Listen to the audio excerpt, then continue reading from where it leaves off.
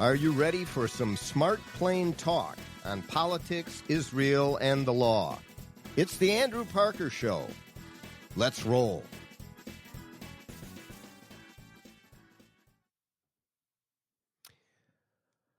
Welcome for another episode of the Andrew Parker Show. We talk politics, Israel, and the law. In each of our episodes, we have some of the best guests anywhere in the podcast world. And you can, listen, follow us, subscribe, go to YouTube, The Andrew Parker Show. Go to our website, theandrewparkershow.com. Follow us on the social media platforms, all of them. But again, particularly on YouTube, as each week we download new episodes, always fresh and exciting. This week, no different. This episode, I'd like to talk about tariffs. We'll call this a tariff tutorial because there's been much hand-wringing by liberals and conservatives alike about the brazen economic action taken by the Trump administration in its first 100 days in office. In fact, in its first few days in office, announcing and applying after stepping back and then re-engaging tariffs across many, many, many countries around the world. Most are now put on hold, but are out there, have been announced. And the battle with China is in full flower. So it's important that we understand tariffs. We know a few things about how the economy reacts to various fiscal actions taken by political activists, administrations, and the like. Not activists, but administrations. And in this case, when we talk about tariffs, ultimately we're talking about leveling the playing field. I'll talk about that in a second, but first, as I say, there are a few things we know how the economy reacts. We've seen it a number of times. One of them is printing and dumping money into the economy in the trillions of dollars, which Donald Trump did at the end of his first term and at the height of the COVID-19 pandemic, dumping a ton of money into the economy in order to ward off a recession or a depression, as that was a very unique time in human history. Was it the right thing to do? Was it the wrong thing to do? Hard to say as to where we were. But then there was another dumping, this time by Joe Biden, and a third dumping, trillions more dollars into the economy. Were those the right moves? And I dare say, with the inflation that followed and still hangs over our economy here in the United States and around the world, that certainly appears to be wrong timing, wrong idea, because inflation is the worst of economic consequences. It's a tax on everyone, including the poor, and one that can't be reversed. When wages do not keep up with inflation, which certainly has been the case since Donald Trump's first term. By the way, during his first term, wages increased across the board but primarily for the lowest 25 percentile, increased greater than at any time. And I'm talking about vis-a-vis inflation, and with inflation factored in. Real wages increased more than any other time since those statistics have been gathered. And that's a very good thing. It is a reflection on how a strong economy, a strong U.S. economy, can impact the fight on poverty. Who would have thought that Donald Trump would be activating policies that would have true effects on poverty, unlike Lyndon Johnson or the presidents over the next 60 years to the present had done? Poverty had not improved. In fact, it had worsened. But during that little time period, with an enormous tax cut, with more of a thriving economy up until the pandemic hit in very early 2020 or late 2019 even, but early 2020, Donald Trump had fought effectively for wage increases, particularly in minority communities, particularly at the lowest 25 percentile of earners. And by the way, unemployment was very low as well. This is that indicated a very strong economy. Then trillions were dumped into the economy and inflation hit, and now the poor are worse off than ever after the 4 years of Joe Biden. So how does that impact this tariff idea? Well, to have a strong economy in the United States, we need to be able to compete with other countries around the world. Or our workers get laid off because their wages are higher than wages of others around the world. And the U.S. consumer buys product that is cheaper dumped on this country. Now, with a level playing field, the U.S. manufacturer or producer, U.S. GDP, gross domestic product, and the cost of that product can compete with any. But when we send our product overseas and they've got enormous tariffs on our product, and when they send their product here and there are no tariffs on their product or very small, that is not a level playing field. We're getting cheated. And we have been operating in that way for decades, many, many decades. It has created an export-import imbalance, and it has decimated many industries here in the United States, and it has undermined our overall employment and employment roles, including wage rates for the worker. And not just for the worker, but to drive our economy. Because the more that are employed at a better wage rate, the more money people have to spend here in this country.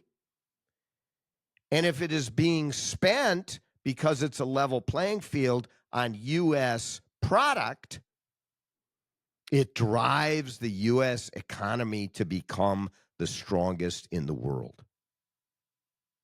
But globalists argue, no, it's going to increase all prices in the United States. And so we need to have, they don't say this, but it is the result, an unbalanced pricing system where others have an advantage. Other countries have an advantage. Well, Trump said, no, we're done with that. We're going to compete, not with an advantage, but also not with a disadvantage. A fair and level playing field.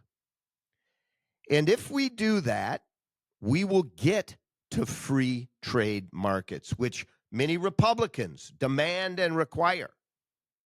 And now, a word from our sponsors. A record of success second to none. Parker Daniels Keyboard Law Firm, the numbers tell the story.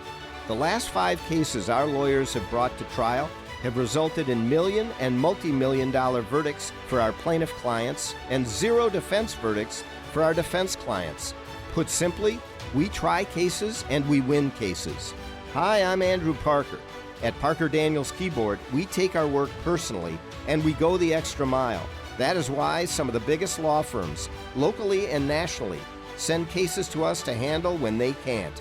If you have a challenging and critically important business or personal legal dispute that must be favorably resolved, whether regarding a contract matter, a business divorce, a real estate dispute, an employment dispute, a civil rights or defamation matter, plain talk, if it's a big deal, contact us at Parker Daniels Keyboard. Wise counsel, winning results. Go to parkerdk.com. Are you a high-income earner or a business owner looking to secure your financial future? At True North Private Investments, they focus on helping you break free from the limitations of traditional investments. Diversify your portfolio with private equity, real estate, and credit opportunities built to thrive in any market condition. Plus, their tailored tax strategies are designed to help you keep more of what you've earned. Your success deserves a smarter approach. Choose True North to grow, protect, and optimize your wealth. Call them today at 619-455-0275 or visit investtruenorth.com. I remember working for Bill Frenzel back in the early 80s in Washington. I was just in college, and I worked out there as a kind of a gopher, but I learned quite a bit about free trade policy and the importance of it to the U.S. economy and the world economy. Bill Frenzel believed in it. He was a moderate Republican representing the 3rd Congressional District that Dean Phillips just left, and Kelly Morrison is now the congresswoman from that district. She's a Democrat. For many, many decades, it was a moderate Republican seat. And Bill Frenzel held it for a long, long time. An outstanding congressman, one which a handshake and his word was as good as gold. That was a time period when that existed. And he was able to work across the aisle, and he became a leader on U.S. trade policy. So I learned a good deal of it at his knee, if you will. But since that time, it really got me interested in it. And there is no question that free market goal is always what we should be striving for. But we need fair markets in order to move to free markets. Because it is not a free market if it is not fair, if it is not level. The fear has always been that if the United States issues tariffs, tariff policy, taxing product, and this is the tutorial part, what is a tariff? In simplest terms, when product comes from another country into the United States to be sold in competition with those products that the United States develops here, and there are no tariffs, and they are competing on the cost of the product one to the other. And the other country is a fascist regime, or like China, a communist, uh, a communist regime that is controlled by the Chinese Communist Party. And so wages are controlled. People work 12, 14-hour days for pennies. And products are dumped on the United States very, very cheap. And the U.S. worker demands a livable wage, as they should. And so the same product costs a lot more here in the United States. And when we ship our product overseas, it is attached a tariff, a large tariff, by European nations, by China, by others. And the level playing field doesn't exist. Donald Trump says we're done with that. And we're going to start to put tariffs on your products coming into this country unless you zero out your tariffs, your tax on our products, and open up the market free and fair. The state of Israel did just that early on in the Trump this year, when Trump put tariffs or threatened them. Israel said, no, we'll be a free and fair, level playing field economic partner with the United States.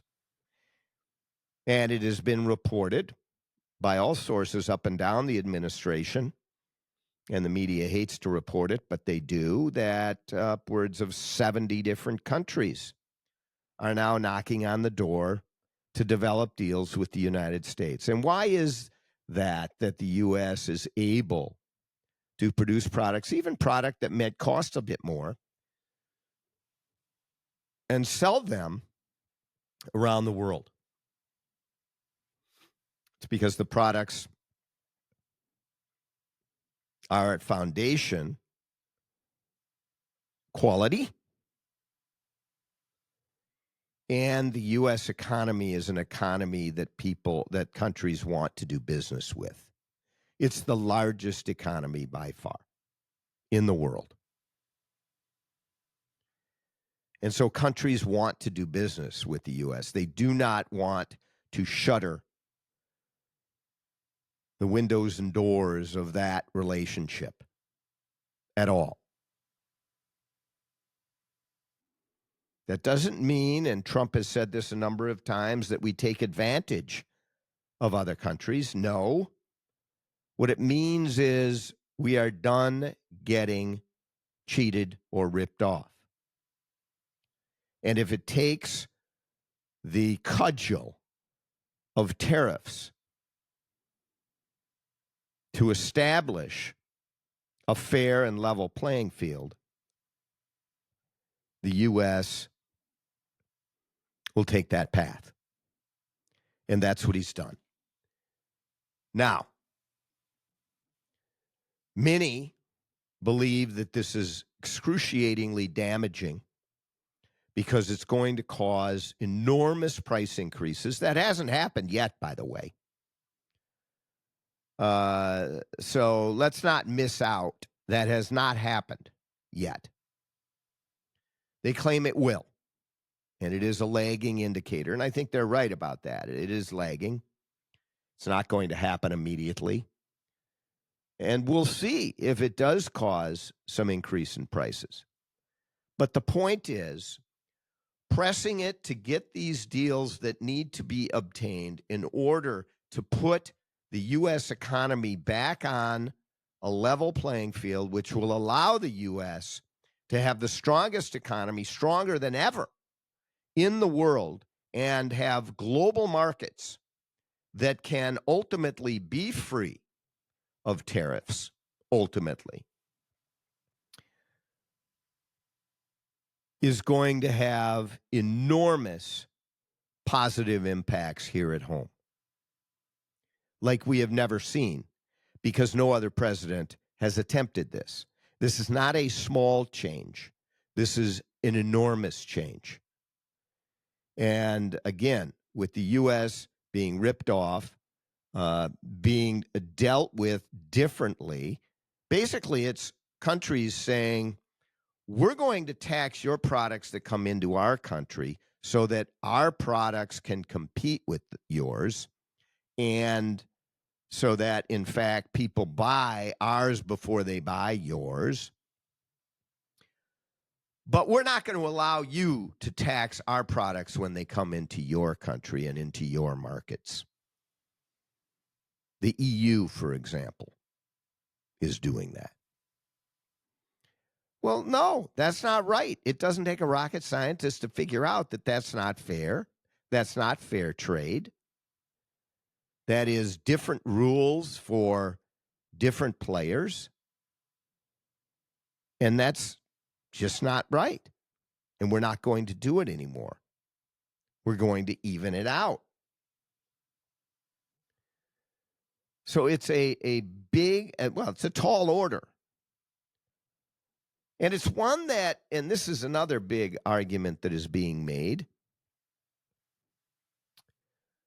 by many on the right, that it creates chaos in the economic, in the marketplace. And chaos is not good.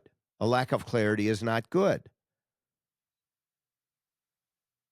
The markets are unpredictable, and that's bad for business. People are holding their money because they don't know what's going to happen. They don't know what direction things are going to go. The chaos of the Trump administration, therefore, impedes business from investing, from growing, expanding, hiring. It also may impede them from laying people off because they're not sure. But the uncertainty is not an environment that business likes. And so many at the core of the Republican Party are very nervous about this tariff policy because of the uncertainty and chaos that it creates. One day there's going to be, it's announced there are going to be these tariffs. The next day they're put on hold. The next day it's reversed. No, for these countries it's going to stay on. For these countries it isn't. Does that affect your particular business or industry? Who knows? All of that creates this sort of uncertainty. And yes, when you are trying to shift something as monumental as global economic trade and the rules and the pricing, that is through tariffs, it is a big, big move. Again, it is not an incremental shift in an aircraft carrier out in the middle of the ocean. It is a fighter pilot's quick turn to head the other 180 degrees the other direction. And which way they're going to turn next can be uncertain. But it's arguably that uncertainty that will bring agreement between the countries. And again, Trump administration claiming that there are some 70-odd countries that are looking at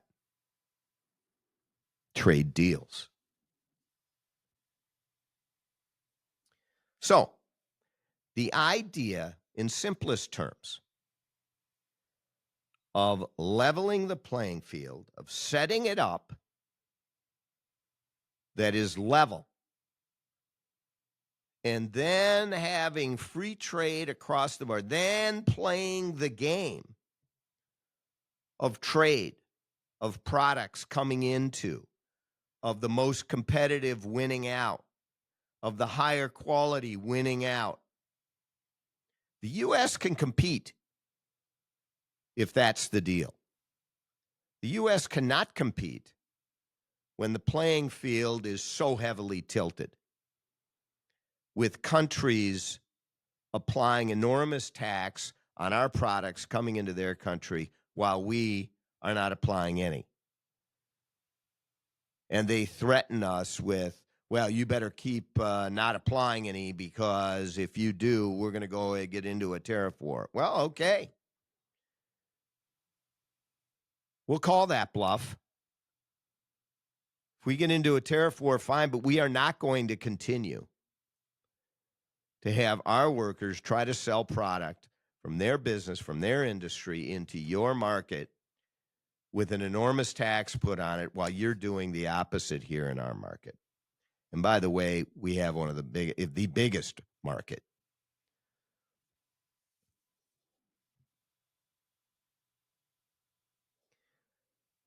So we have not seen the increased prices yet. We may. There may be some difficulties ahead. There may be some sacrifice ahead. But leveling export imports is going to be enormously important for the United States.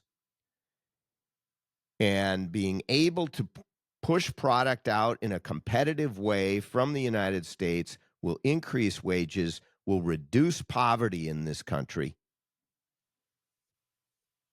And if we stop dumping money and reduce the size of government, along with reduction in taxes, all of that together, which is conservative fiscal policy, will drive the strongest economy in the world to be even stronger. And tariff policy is a part of that. Again, conservative fiscal policy, something that I support for one reason, because it helps the lowest quadrant of the population in terms of their net income more than any other. That has been proven for decades. It has been shown, conservative fiscal policy, back to the Kennedy era, at least. Kennedy, Johnson less so, Nixon, all of those a bit less so. Bill Clinton, ultimately, after you had Gerald Ford in there and Jimmy Carter in there as well. But from Ronald Reagan on up, you had conservative fiscal policy. You had Reagan, you had H.W. Bush, you had Clinton, you had W. Bush. All of them relatively conservative fiscal policy, not to the level that I'm talking about, certainly, and I think their error in that regard, as Trump believes their error, combining some of the things that they did with what he's doing is truly conservative fiscal policy. We went away from that quite a bit with Barack Obama. And it was the slowest recovery from a recession, near depression, that we've seen in U.S. history. And that's the reason why he did not effectively handle fiscal policy. Trump's first administration showed how ineffective Obama was by turning it around in 3.5 short years. And moving it to one of the strongest economies we have seen. Then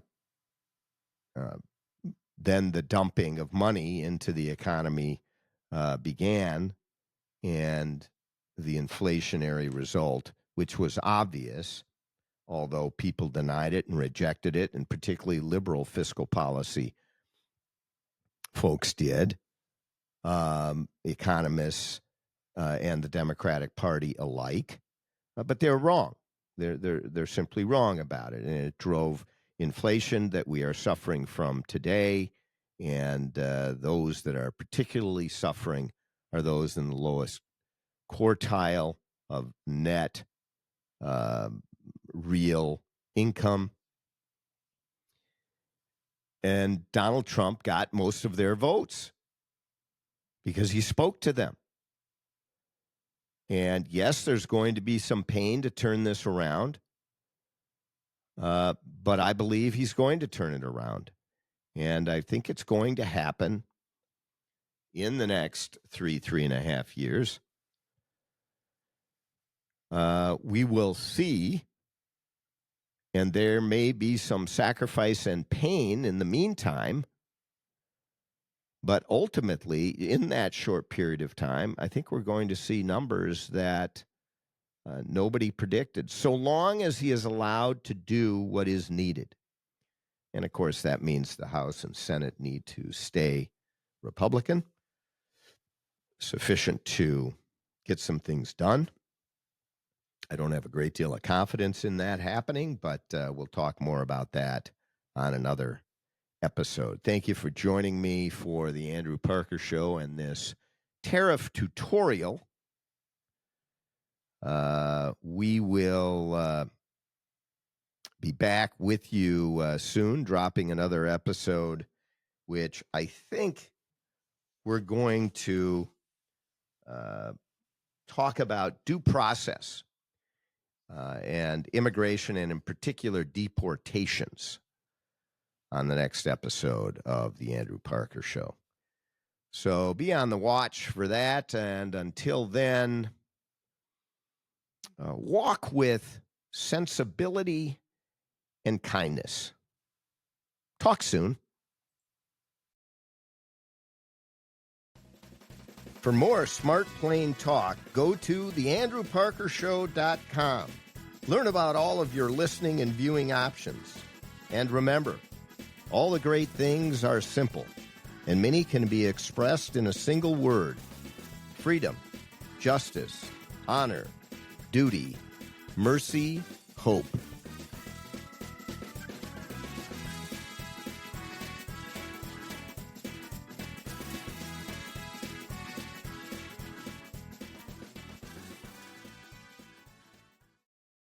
This episode of The Andrew Parker Show is sponsored by Parker Daniels Keyboard and True North Private Investments. Are you a business owner? Are you losing sleep because you feel your partner isn't carrying their weight, or because you no longer share the same vision or values? Are you no longer comfortable going into your own office? Are you walking on eggshells in the company you built? This is Chris Daniels, founding partner of Parker Daniels Keyboard LLC, a premier litigation law firm headquartered in downtown Minneapolis. For more than 30 years, I've specialized in business litigation and have helped hundreds of business owners resolve troubling business disputes. As a former certified public accountant, I get to the heart of the dispute, including financial issues. Business divorce can be messy, time-consuming, and costly, but doing nothing can cost you a lot more.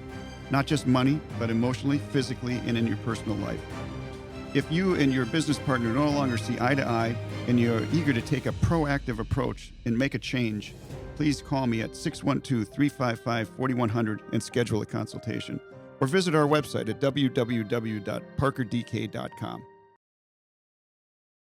Looking to grow your wealth with exclusive opportunities? At True North Private Investments, they focus on alternative investments designed for forward-thinking individuals just like you. Explore private equity, private real estate, and private credit opportunities that go beyond traditional markets. And it doesn't stop there. Their experts craft unique tax strategies to help maximize your returns and minimize your federal and state tax liabilities. Your future deserves innovation. Your portfolio deserves True North. Call them today at 619-455-0275 or visit investtruenorth.com to get started.